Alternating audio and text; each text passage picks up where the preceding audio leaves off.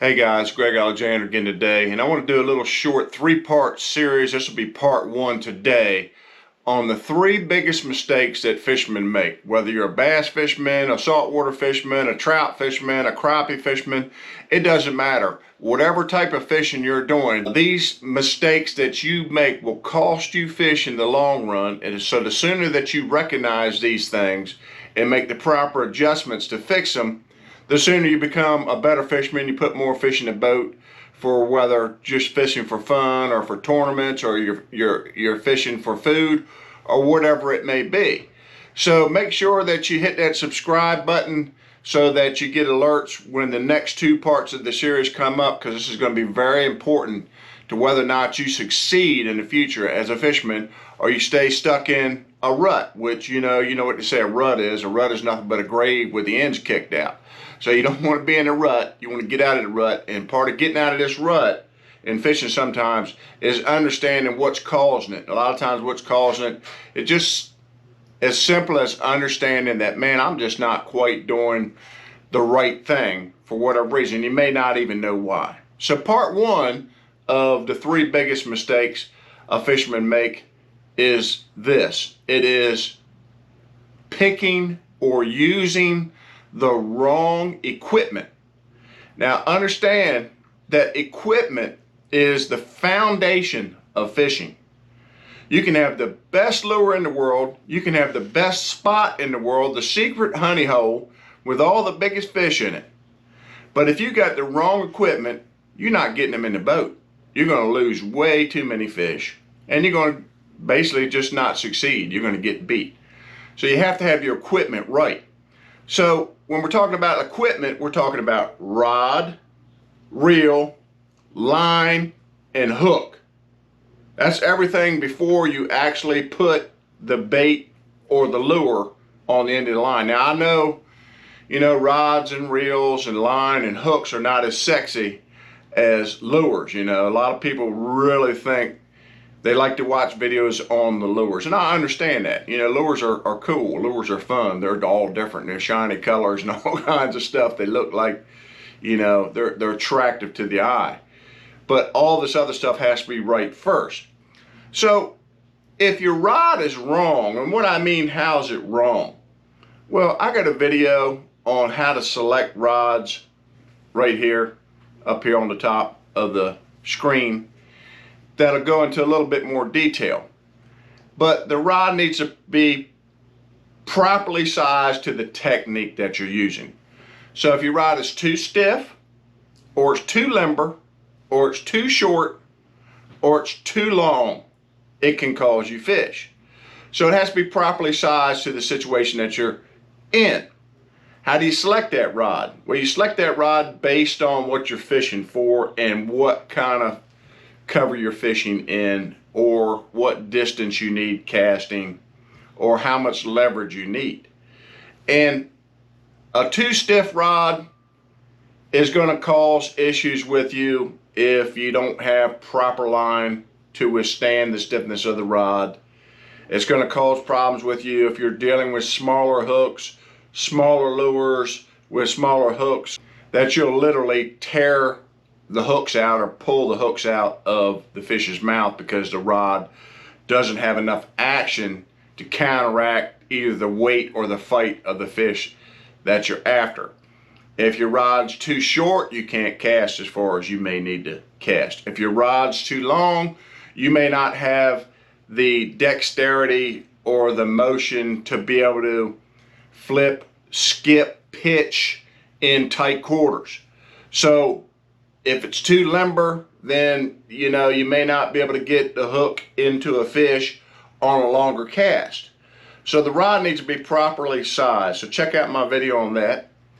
The next piece of equipment that's very important, obviously, is the reel, and that's got to be right too. You just can't just go, you just can't go to, you can go to Walmart and you can buy a rod and reel combo. If you don't know anything about fishing, that's what probably all of us did in the beginning.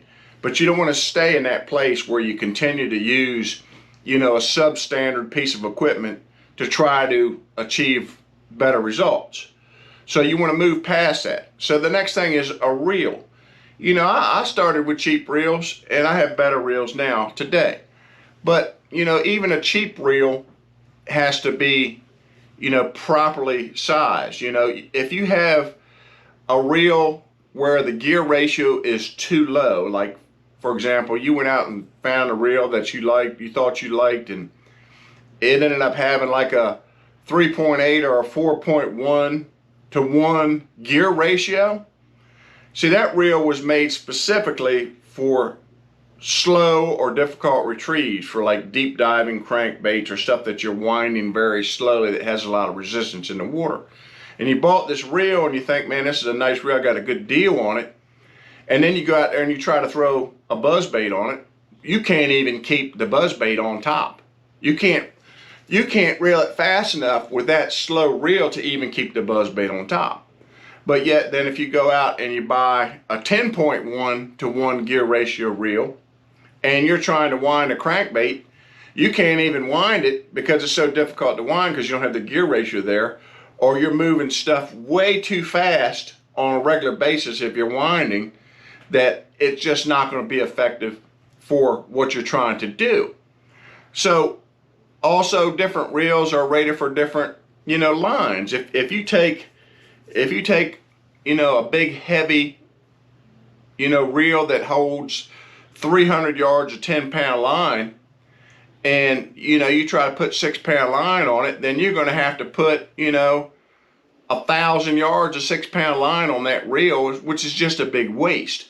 So you want the reel line size to be appropriate to what you're throwing also. And that leads us right into line. You know, your line's got to be right. The line has to be the line that's rated for both your rod and your reel. Now, I did a video also on reels. It's right here, how to select the right reel for the right situation. Check that out if you want more detail on that. Check that video out. But your line needs to be properly sized. If you throw too light a line on a heavier rod, you're going to have trouble. You're going to break line, you're going to break off fish. If you throw too heavy a line on a lighter rod, you won't even be able to cast it, or it'll just be a nightmare. If you try to put a heavier test line on a small spinning reel, then you're just going to have a big bird's nest mess constantly because it's not designed for that. If you try to put too light a line, 6-pound test on a big 400 series spinning reel on a heavy rod, you're just going to break off everything on every hook set that you have. So this has to be right also. And I've also done videos on properly sizing line. You can check them out. And the last piece of equipment that you need to consider if you don't want to make these mistakes with your equipment is your hooks. And you know, all hooks don't do all things. You know, you can't just tie a little tiny hook on a bigger lure and expect it to be effective. You don't want to put, you know, like a number 6 treble hook on a 10XD. It's just not going to be effective. You know, you need number 2s on that, which is a bigger treble hook. You just can't throw, you know, your favorite hook size. Say you bought a pack of 2-aught EWG hooks to put in worms, and then you throw a 10-inch bullworm out there, then it's just not going to be properly sized for the lure that you're throwing. So educate yourself, watch my videos on these things. I've done videos on these things more extensively about picking the right hooks.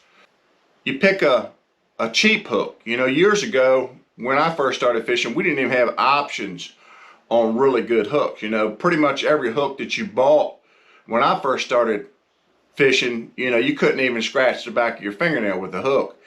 And if you didn't have a stone or a file to keep them sharp, you just were going to lose a lot of fish. And that's, you know, back in the day, everybody set the hook with everything that they had. You know, wham! You know, we were taught to like lean out, get as much line as you can, and then just jam the hook. Part of that was the hooks were bad, and part of that was everybody was using monofilament, which had a lot of stretch in it. So we needed to set the hook really hard. Today, you don't have to do that as much. So let me give you a couple examples of wrong equipment. I fished a divisional tournament years ago on Kerr Reservoir. I actually won that divisional tournament. But the day after we won the tournament, each state winner, national championship qualifier, took out their state's youth to fish the next day. There was 2 youth. There was a high school and a junior high school, I believe it was. And they got in my boat. And I won this tournament on a 1/2 ounce cheeseburger jig with a big trail on the back of it. I was skipping it under these docks, these floating docks, mostly. And so I get these 2 kids in the boat with me, you know, and I'm supposed to give them some guidance on what to do. So I was like, well, I'm catching them on these jigs. You're all welcome to try these jigs. And both of the kids pull out spinning reels and spinning rods.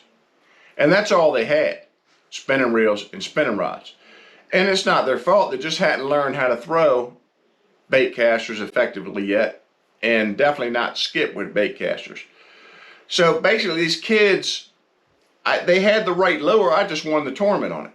They had the right lure, but they couldn't catch anything on it because their equipment wasn't capable of performing the task that it needed to perform.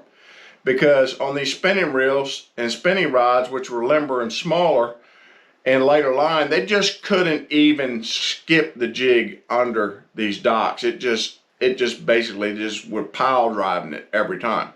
So they had to go to different things in order to catch fish. And then, you know, another friend of mine who was having trouble breaking off all the time is because he didn't have, his rod was oversized for the line that he wanted to use. So don't make this mistake. The biggest and most important mistake that you can make as a beginning fisherman, or even a fisherman, you know, who's been doing it for a while but's got stuck in some bad patterns, is that you select the wrong equipment for the job that you're trying to do. So stay tuned for my next 2 videos coming up on the next 2 biggest mistakes of the top 3 biggest mistakes fishermen can make. It's coming up on my next 2 videos. Again, thanks for watching. Make a comment in the bottom if you would. Hit the like button, share it with your friends, and please subscribe. Thank you, and have a blessed day.